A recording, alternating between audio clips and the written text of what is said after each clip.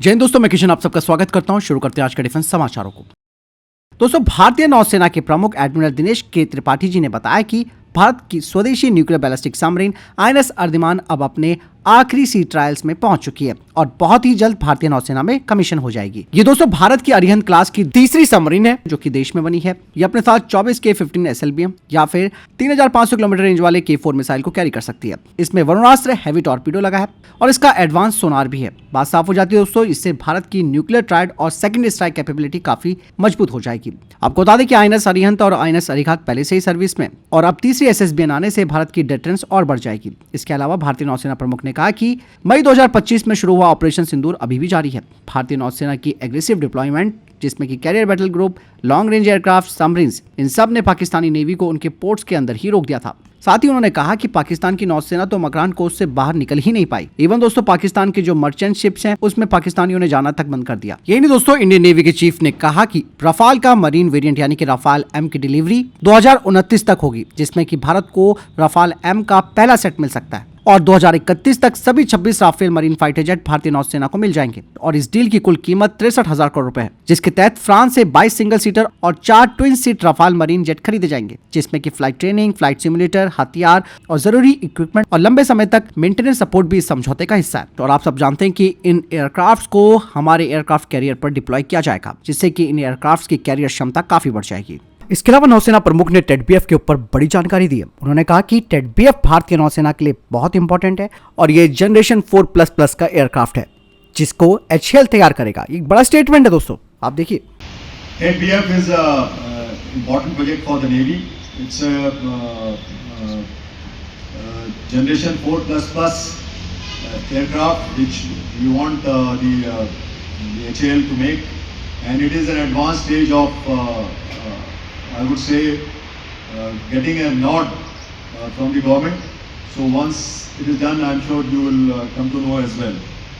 इसके अलावा दोस्तों DRDO ने आज एक और बड़ा महत्वपूर्ण टेस्ट सफलतापूर्वक पास कर लिया। आपको बता दें कि चंडीगढ़ की टर्मिनल बैलिस्टिक रिसर्च लेबोरेटरी यानी कि TBRL में रॉकेट स्लेट टेस्ट किया गया, जिसमें कि फाइटर एयरक्राफ्ट के एस्केप सिस्टम को बहुत ही नियंत्रित 800 किलोमीटर प्रति घंटे की स्पीड पर परखा गया। दोस्तों इस टेस्ट ने 3 सबसे महत्वपूर्ण चीज करके दिखाई जो सफल रही। पहला, कैनोपी डिटैचमेंट यानी कि हवा में कॉकपिट की छत का सुरक्षित अलग होना। दूसरा, इजेक्शन सीक्वेंस मतलब पायलट की सीट का सही समय पर बाहर निकलना। और तीसरा, एयर क्रू रिकवरी यानी कि पूरा सिस्टम एक्टिव होने के बाद फ्लाइट का सुरक्षित लैंड होना। और दोस्तों ये परीक्षण रेल ट्रैक रॉकेट सील्ड यानी कि RTRS फैसिलिटी में किया गया, जहां वॉरहेड, मिसाइल और एयरबॉर्न सिस्टम्स को कंट्रोल्ड और कैपेटिव फ्लाइट कंडीशंस में टेस्ट किया जाता है। और एक चीज और मैं आपको बता दूं कि इस सफलता के बाद भारत की फाइटर जेट सेफ्टी और इजेक्शन टेक्नोलॉजी और मजबूत हो गई है। मतलब आने वाले वक्त में दोस्तों भारत की खुद की इजेक्शन सीटें होंगी, जिसे कि हम अभी मार्टिन बेकर से खरीदते हैं। इसके अलावा दोस्तों आप सबको मालूम है कि ऑपरेशन सिंदूर में इजरायली हेरॉन ड्रोन्स ने पाकिस्तान में तबाही मचाई थी, लेकिन अब भारत ज्यादा हेरॉन मार्क 2 खरीदने जा रहा है। और दोस्तों ये सिर्फ एक खरीद नहीं है, क्योंकि भारत खुद चाहता है कि ये ड्रोन देश में बने। इसके लिए इजराइल की कंपनी के साथ मिलकर काम शुरू हो चुका है। एयरफोर्स, आर्मी और नेवी तीनों मिलकर हेरॉन मार्क 2 को अपने बेड़े में शामिल कर रहे हैं। ये ड्रोन 45 घंटे तक उड़ान भर सकते हैं, 35,000 फीट तक जा सकते हैं और लंबी दूरी की निगरानी करने में माहिर है। भारत की कोशिश है कि HAL और दूसरी भारतीय कंपनियों के साथ मिलकर इसे मेक इन इंडिया के तहत बनाया जाए, ताकि भविष्य में विदेशी निर्भरता भी कम हो जाए। आपको बता दें कि पहले 4 ड्रोन 2021 में इमरजेंसी प्रोक्यूरमेंट के तहत खरीदे गए थे, लेकिन अब इनकी संख्या बढ़ने वाली है। इसे बॉर्डर्स पर पाकिस्तान और चाइना दोनों तरफ तैनात किया जा रहा है। इन ड्रोन्स में सबसे बड़ी बात है सेटकॉम है, जिससे कि ये बहुत दूर से भी कंट्रोल किए जा सकते हैं। साथ ही प्रोजेक्ट चीता के तहत पुराने हेरॉन ड्रोन भी अपग्रेड किए जा रहे हैं। भारत का टारगेट साफ है कि मजबूत UAV पावर प्लस देश में ही इनका प्रोडक्शन हो। दोस्तों इंडियन एयरफोर्स को मिलने जा रहे हैं 6 नए सुपर टैंकर और ये डील दोस्तों 8,000 करोड़ रुपए की है, जिसे भारत फाइनल करने वाला है। और ये डील है 6 मिड एयर रिफिलर एयरक्राफ्ट की। और अब इस रेस में दोस्तों केवल और केवल एक ही कंपनी बची है, वो है इजरायली एरोस्पेस इंडस्ट्री।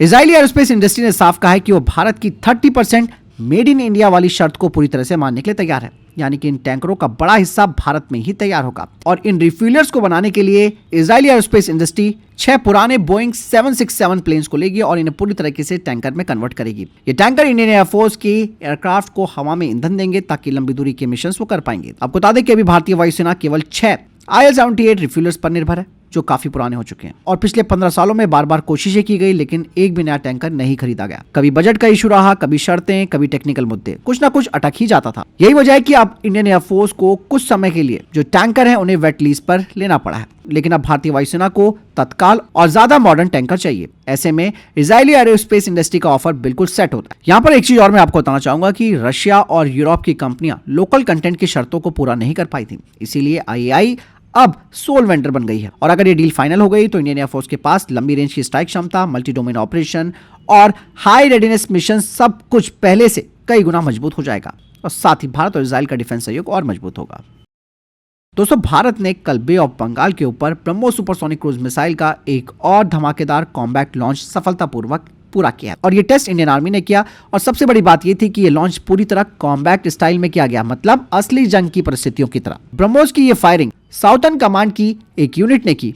इसमें अंडमान एंड निकोबार कमांड भी शामिल रही, यानी कि आर्मी, नेवी और एयरफोर्स तीनों की जॉइंट कोऑर्डिनेशन इस मिशन में दिखी। बता दें कि इस टेस्ट के दौरान ब्रह्मोस मिसाइल ने सुपरसोनिक स्पीड पर अपनी स्थिर उड़ान भरी, इसके बाद अपने टारगेट को सही तरीके से हिट किया और रियल बैटलफील्ड जैसी स्थिति में खुद को 100% साबित किया। इवन रक्षा मंत्रालय ने कहा कि सारे ऑपरेशनल गोल्स पूरे हुए। और ये टेस्ट दोस्तों इस बात की पुष्टि भी करता है कि भारतीय सेना की ब्रह्मोस यूनिट्स किसी भी समय, किसी भी कंडीशन में जंग जैसी परिस्थिति में मिसाइल दागने के लिए तैयार है। दोस्तों, वहीं DRDO का AD अब नेक्स्ट जनरेशन स्वाम UAV को तैयार कर रहा है। ये एक ऐसा ड्रोन सिस्टम है जो AI की मदद से खुद प्लान करेगा, खुद उड़ान भरेगा और स्वाम अटैक करेगा। डिफेंस एक्विजिशन काउंसिल ने दोस्तों पिछले महीने इस स्वाम ड्रोन सिस्टम की मंजूरी दी थी और अब AD और HAL मिलकर 3000 करोड़ रुपए के इस मेगा प्रोजेक्ट पर काम शुरू भी कर चुके हैं। इनका इस्तेमाल इंडियन एयरफोर्स और इंडियन नेवी दोनों करेंगे। स्वाम UAVs का दोस्तों सबसे बड़ा फायदा यह है कि दुश्मनों को नंबर में हराना, सैकड़ों ड्रोन एक साथ एक ही ग्रुप में एक ही मिशन पर, और AI इनका पूरा फॉर्मेशन बनाएगा, पाथ डिसाइड करेगा और टारगेट कंट्रोल करेगा। कुछ तस्वीरें जो सामने आई वो बताती है कि इसका विंग स्पैन 2.5 मीटर का है। इसकी ब्लेंडेड विंग बॉडी है, यानी कि रडार सिग्नेचर कम होगा। 2 से 3 घंटे का लॉइटरिंग टाइम है। इसके विंग्स पर लगे हैं 4 इलेक्ट्रिक डक्टेड फैन, यानी कि इसकी विटोल क्षमता होगी। ये अपने साथ 5 किलो का वॉरहेड ले जा सकता है या फिर EO/IR सेंसर्स ले जाने की इसकी क्षमता होगी। साथ ही इसका मॉडुलर पेलोड सिस्टम है, मतलब ये ड्रोन न सिर्फ चुपचाप उड़ान भरेगा बल्कि जरूरत पड़ने पर सटीक हमले भी कर देगा। और ये स्वाम UAV deep strike, base disruption और हाई वैल्यू टारगेट्स पर कोऑर्डिनेटेड हमलों के लिए बनाए जा रहे हैं, जिससे कि दुश्मनों के एयर डिफेंस को पूरी तरह बर्बाद कर दिया जाएगा। और दोस्तों, धीरे धीरे आप देख रहे होंगे कि भारत की अनमैन्ड वॉरफेयर कैपेबिलिटी अब नए लेवल पर जा रही है और स्वाम UAV आने वाले टाइम में जंग की पूरी परिभाषा बदल देंगे।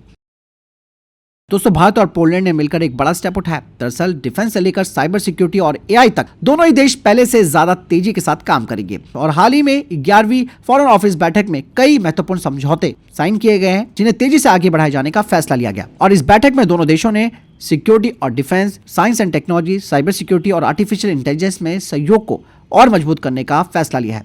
मतलब आने वाले वक्त में दोनों देश मिलकर मॉडर्न वेपन्स, साइबर सुरक्षा टेक्नोलॉजी और AI बेस्ड सिस्टम्स पर काम करेंगे। दोस्तों, 11 दिसंबर को बंगाल की खाड़ी में कुछ बड़ा होने वाला है। दरअसल भारत ने अचानक से नोटम वार्निंग जारी की है और ये अलर्ट है सी लॉन्च मिसाइल टेस्ट का। इस बार जो जोन है वो करीबन 1480 किलोमीटर लंबा है और संभावना तो ये जताई जा रही है कि ये टेस्ट ITR चांदीपुर उड़ीसा से होगा, क्योंकि यहीं से DRDO मिसाइलों की ट्रैकिंग, टेलीमेट्री और परीक्षण करता है। और ये सी लॉन्च टेस्ट है, मतलब इसमें K सीरीज की समरी लॉन्च मिसाइल का टेस्ट हो सकता है। और इसकी रेंज देखकर यह अंदाजा लग रहा है कि ये टेस्ट 1500 किलोमीटर की रेंज में होगा। शायद इसमें हो सकता है कि अग्नि प्राइम का भी टेस्ट हो सकता है या फिर कोई और सुपरसोनिक क्रूज मिसाइल का टेस्ट हो सकता है।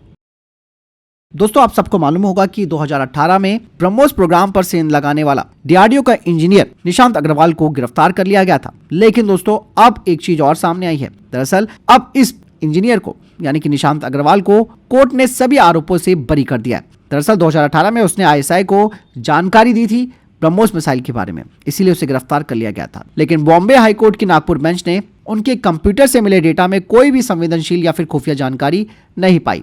मतलब ब्रह्मोस प्रोग्राम को इसकी वजह से कोई नुकसान नहीं हुआ। हालांकि उस टाइम पाकिस्तान ने कहा कि उनको एक बड़ा ब्रेक थ्रू मिल गया है, उनको ब्रह्मोस की सारी जानकारी मिल गई है। लेकिन दोस्तों, ना तो उन्हें कोई जानकारी मिली उस दौरान और ना ही पाकिस्तान उसका फायदा उठा पाया। कोर्ट और इंडियन एजेंसी दोनों ने साफ कर दिया कि ब्रह्मोस मिसाइल की रेंज, डिजाइन या तैनातगी पर इसका कोई असर नहीं पड़ा। मिसाइल पहले की तरह तेज, सटीक और शक्तिशाली रही। सबसे बड़ा जवाब तो दोस्तों पाकिस्तान को उस समय पर मिल गया था जब भारत ने ब्रह्मोस से पाकिस्तान के आतंकी ठिकानों और उसकी मिलिट्री सुविधाओं पर सटीक हमले किए।